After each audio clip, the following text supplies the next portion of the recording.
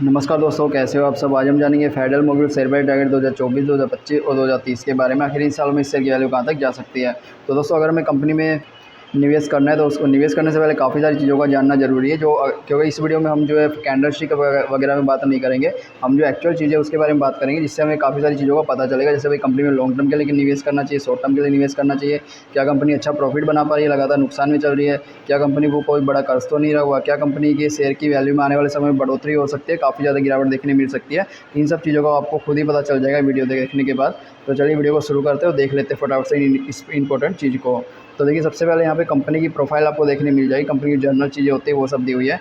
जैसे कंपनी का जो सेक्टर है वो ऑटो पार्ट्स के सेक्टर में कंपनी काम कर रही है, और जो मार्केट कैप वैल्यू है 2237 करोड़ की रही हुई है। और उसके अलावा कंपनी की जो शुरुआत है 1954 में हुई थी।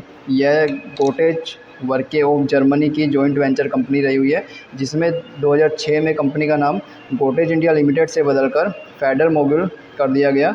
इसके अलावा ये भारत में पिस्टन और पिस्टन रिंग्स का उत्पादन करने वाली सबसे बड़ी कंपनी है। कंपनी के द्वारा जो है piston ring, cylinder liners and centred metal products का उत्पादन किया जाता है। तो दोस्तों, ये थी तो कंपनी की प्रोफाइल। अब हम कंपनी को ज़रूरी चीज़ों को देख लेते हैं। तो देखिए, सबसे पहले पिछले 5 सालों में शेयर की कीमत में बड़े बदलाव देखते हैं। तो अगर 20 मई 2019 को देखें तो कंपनी की शेयर की वैल्यू 561 रुपये पर ट्रेड किया करती थी। और अगर 5 साल के बाद देखें 2024 में, तो कंपनी की शेयर की वैल्यू 402 रुपये के आसपास ट्रेड करती है। तो देखिए, और मैक्सिमम जो है 666 तक गई है। तो कंपनी ने पिछले 5 सालों में 561 से लेके 666 रुपये तक का सफ़र तय किया है। इससे है कंपनी ने 28% का रिटर्न दिया है पिछले 5 सालों में। तो दोस्तों, 5 साल का जो टाइम है काफ़ी लंबा होता है, और 28% का रिटर्न काफ़ी कम है उसके हिसाब से, जो कि एक अच्छा संकेत नहीं है। तो यहाँ पे हमने एक व्हाइट बोर्ड को रखा है जहाँ पे प्लस पॉइंट और माइनस पॉइंट को ऐड करेंगे। तो अब जैसा कि हमने देखा भाई कंपनी ने ज़्यादा अच्छा रिटर्न नहीं दिया, तो इसलिए हमने इसको एक माइनस पॉइंट दिया है। उसके बाद हम देखेंगे कंपनी की फाइनेंशियल रिपोर्ट।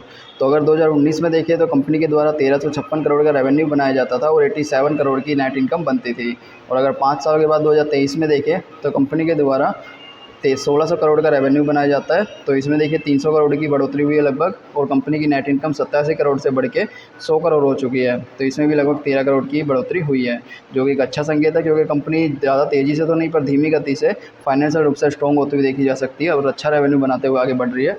तो इसको हम एक प्लस पॉइंट दे सकते हैं। उसके बाद हम देखेंगे कंपनी की संपत्ति में होने वाले फेरफार, जो कि ये भी देखना काफ़ी इंपॉर्टेंट होता है।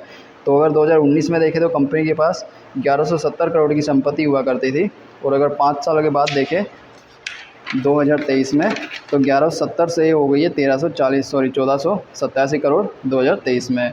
तो कंपनी की संपत्ति में भी थोड़ी बहुत बढ़ोतरी देखने मिली हुई है।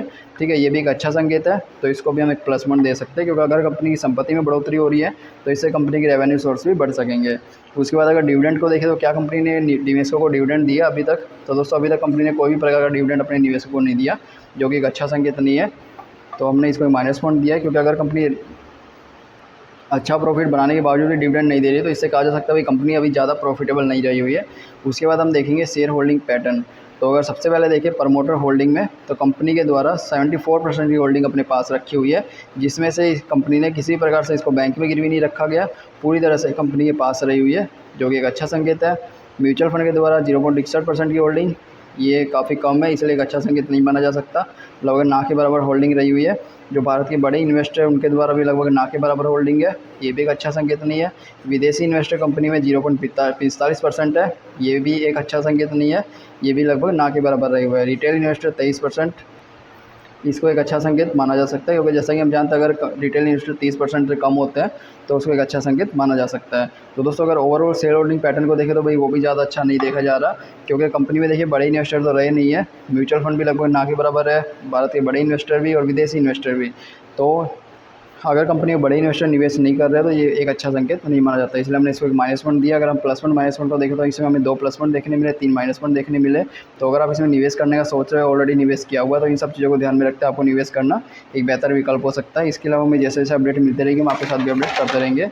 तो चैनल को सब्सक्राइब कर ले।